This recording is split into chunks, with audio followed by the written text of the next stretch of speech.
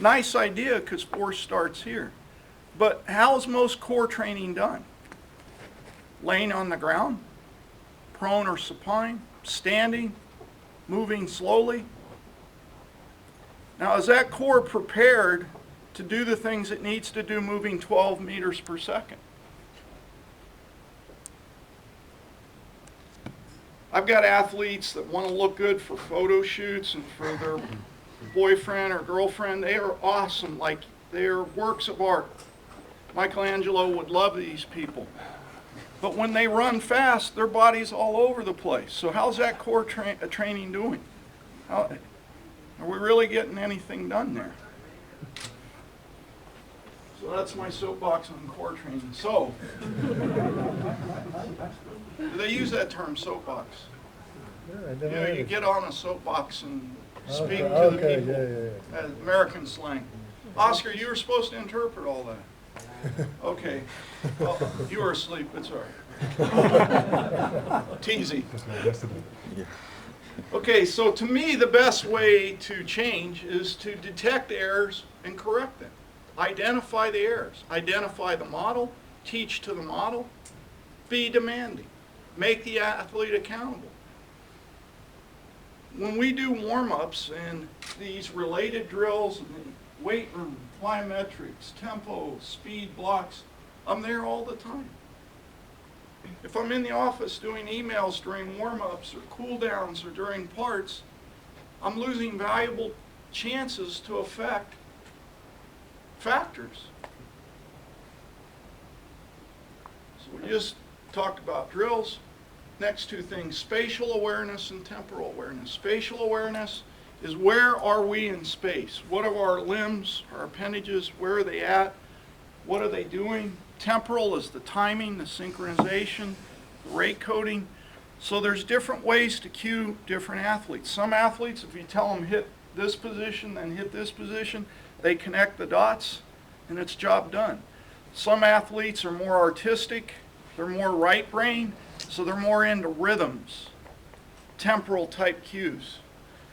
The organelles in the body that assist us in these two awareness factors, spatial and temporal, are usually mechanoreceptors, organelles like muscle spindles, Golgi tendon apparatus, Pacinian corpuscles, Ruffini fibers. These are organelles that detect rate of stretch, force, angles, things of that nature. So, can sprint drills make the athlete improve in those areas? More aware? Yes.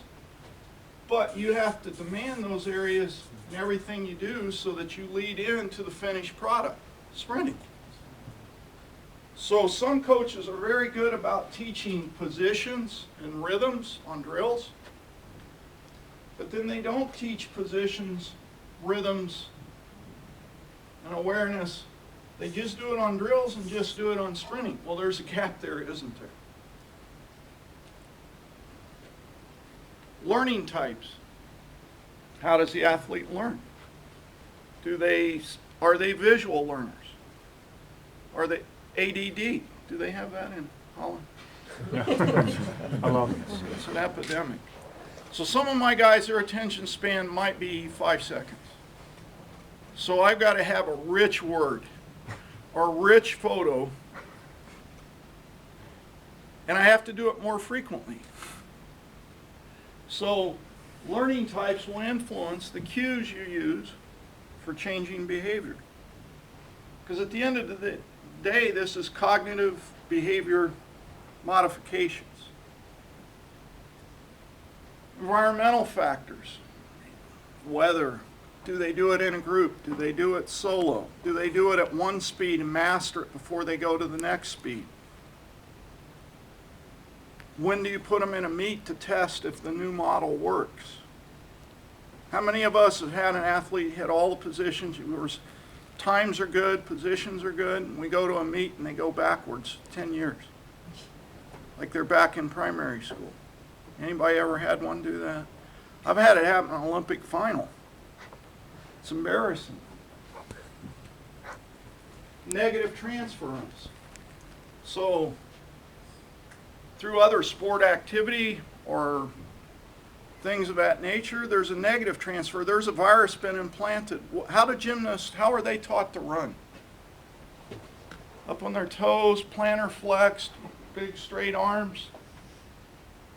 So we get a lot of gymnasts in pole vaulting. So you're trying to carry a pole and run 8 meters per second like this. Lots of injuries, not very fast. So there was a negative transference from a previous activity that interfered. If an athlete strikes the ground behind the ilium, stays on the ground too long, they have huge rear side recovery radius, no front side, and they've been allowed to do that for years on end. There's negative transference there. What feels normal to them is bad. So you have to find ways to blow up these negative viruses, this negative transference, and replace it with new improved concepts. Fatigue. What does fatigue do to these positions? Well, we saw in that acceleration curve, at the end of the race, fatigue does weird things to mechanics. Is it biochemical? Is it neurological?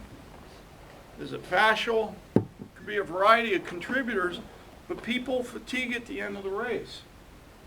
So what cues can you use under fatigue to still get great mechanics, the best mechanics you can in a fatigued state?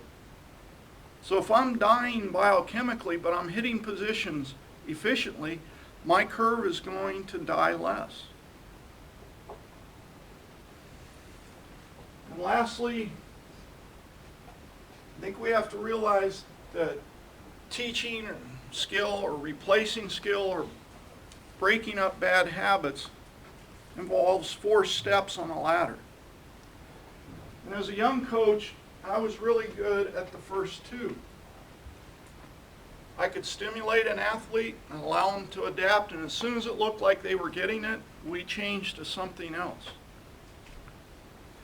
I've learned the hard way that when you're changing skill, there also needs to be time for stabilization and actualization of the new skill.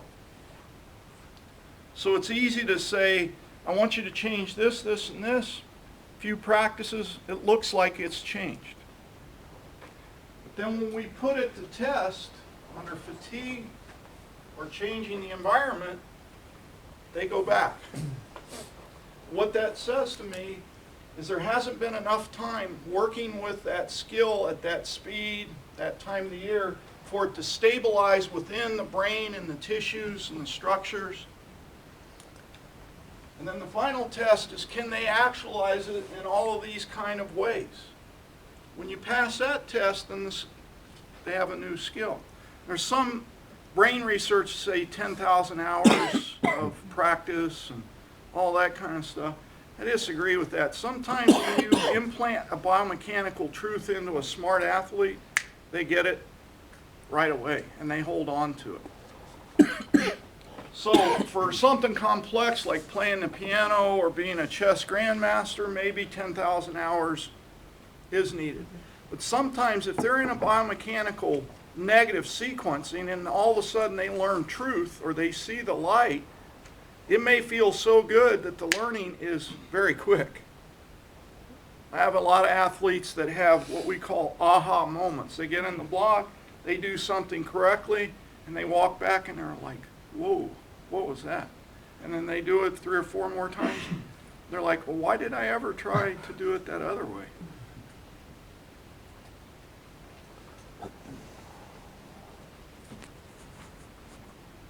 And the question about the speed endurance part and the problems in biomechanics. You said it can be biochemistry, Yes. neuro chemistry, Fascial. fascial. How do you analyze that? How do you see that? Because different causes give different solutions. Well, I think in different training cycles, you have a hypothesis. So say it's neurological or substrate. If you slow the workout down and it's still good, then you know it's something to do with the chemistry